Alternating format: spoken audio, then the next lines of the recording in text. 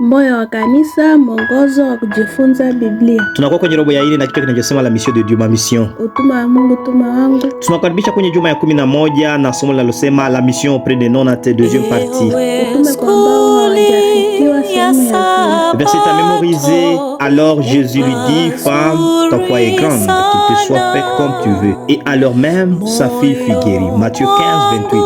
Fungu la kukariri. Ndipo Yesu akajibu akamwambia, Mama, imani yako ni kubwa na iwe kwako kama utakavyo. Akapona binti yake tangu saa ile. Mathayo 15:28. Swali, comment, changamoto, tunaweza kufanyaje? Swali, comment, changamoto yote usikose kutuandikia kwenye namba yetu ya WhatsApp ama kutuma comment hapa. Karibuni kwenye somo la leo, usikose kusubscribe, like na kushare kwa watu wengine. Barikiwa. Asante mara tena rafiki yangu, tumejifunza baada ya kujifunza jinsi gani Yesu alipotambulika Galilaya, Yudea na huko Dekapoli, tuliona jinsi gani Yesu alifanya utume kwa utamaduni tofauti, akavukia huko Tiro na Sidoni, mahali ambapo palikuwa na watu wengi katika hizo miji.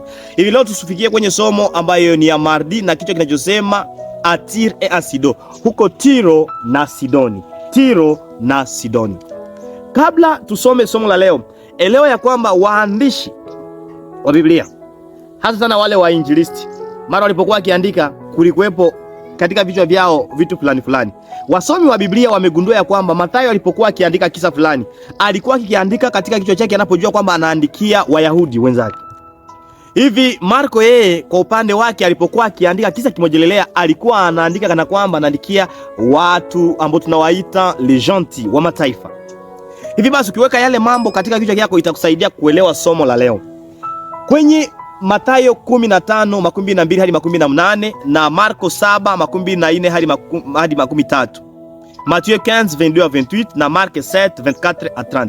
Hapo kunakuwa kisa kizuri kia msichana mmoja, kia mama mmoja ambaye alikuwa si wa kabila ya Waisraeli. Lakini unaposoma kwenye Matthieu 15:22-28 na Mark 7:24-30 utaona kwamba ule mama anatajwa hapa kwa anakuwa decree tofauti, anaelezwa hapo tofauti.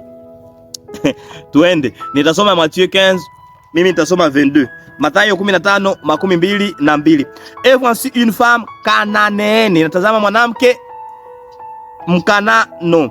OK, et voici une femme cananéenne qui venait de se contrées, lui criant, aie pitié de moi, Seigneur, fils de David, ma fille est cruellement tourmentée par le démon.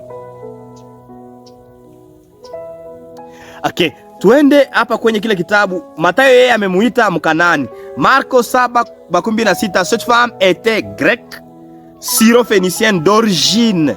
Grec syrophénicienne d'origine. Angalia jinsi gani mwingine anawaita Mkanani, mwingine anasema alikuwa Mgiriki hivi na hivi. Sio kwamba kuna mtu ambaye alidanganya na alisema kweli. Tofauti yao ni wa destinataire wa watu ambao walikuwa wakiwaandikia. Okay, Mathayo anapojua anaandikia Wayahudi, alisema ni mtaje kuwa Mkanani kwa sababu anaelewa neno Mkanani. Mkanani mtu mpagani anayeabudu sanamu ambaye alikuwa kikwazo kwa wana wa Israeli wakati walipotoka Misri kuingia huko Kanaani kwa muda mrefu. Okay. Na Marko yeye anaposema kwamba alikuwa Mgiriki, anaelewa maana gani. Wa gentil wataelewa, wale wa mataifa wataelewa maana yake nini. Lakini kifupi elewa ya kwamba wale wainjilisti wote Mathayo na Marko walipoeleza yale mambo, ilikuwa wanataka maanisha ya kwamba alikuwa mtu wa kabila tofauti ya wao ambao ni wa Israeli. Hivi basi wakati mwanamke huyu alipokuwa anauliza swali kwa Yesu, anasema mtoto wangu ni mgonjwa, nataka umsaidie. Yesu akasema nilikuja kwa wana wa Israeli tu waliopotea. Hivi unaweza ilikuwa ni kitu kizuri hapa, kuna masomo mazuri. Yesu alipojibia vile ilikuwa kuonyesha kwamba alikuwa anajibia sawasawa na Wayahudi jinsi wanavyojibia watu wasiokuwa Wayahudi kama wao. Na wakati alipomjibia sasa akampatia jibu kwa swali lake, akamjibia, ilikuwa kuonyesha njia ambayo sasa Wayahudi pia wangalikataa kuwa na ubaguzi. Dada White anatoa maneno yale kwenye Jésus Christ page 393.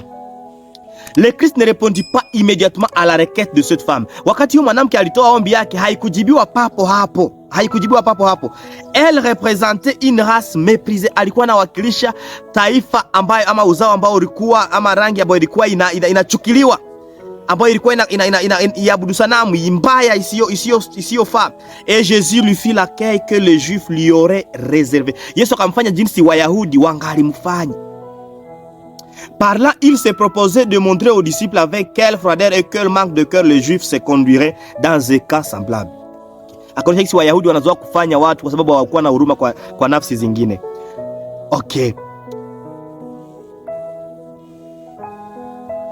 Et en accordant ensuite l'objet de la requête, il donnerait l'exemple, la compassion que le disciple devait manifester en face de telle détresse. Wakati sasa alipompatia majibu, alipojibia kwa ombi lake, ilikuwa kwamba Yesu alikuwa anaonyesha wanafunzi, nasema sasa msiwe na ubaguzi. Hivi ndivyo mnastahili kufanya kwa watu wote. Haijalishi wanatoka wapi, katika miji yote. Muwaone kama watu wote ambao wanafaa kwa Mungu. Hivi somo la leo linatuonyesha kwamba tusiwe na ubaguzi. Watu wa kila mji, haijalishi walitokea wapi, wote Yesu alikufa kwa ajili yao. Wana haja ya wokovu. Wokovu ni kwa ajili ya watu wote, sio kwa Wayahudi tu. Hata kwa wale wa makabila sio Yahudi ambao wamechukiliwa, wana haja ya wokovu. Kuwa kama Yesu, ukifanya utume kwa watu wote bila mipaka, katika miji yote, katika jina la Yesu Kristo. Ikiwa ni ombi lako, tujiunge nasi kwenye maombi. Asante Yesu Kristo kwa sababu umetuonyesha jinsi gani wewe haukuwa na mipaka. Katika miji mikubwa ulihudumia watu wote, sio wa kabila yako tu, hata watu wengine uliwahudumia. Tusaidie kufanya huo utume mahali pote, katika jina lako Yesu Kristo. Amen.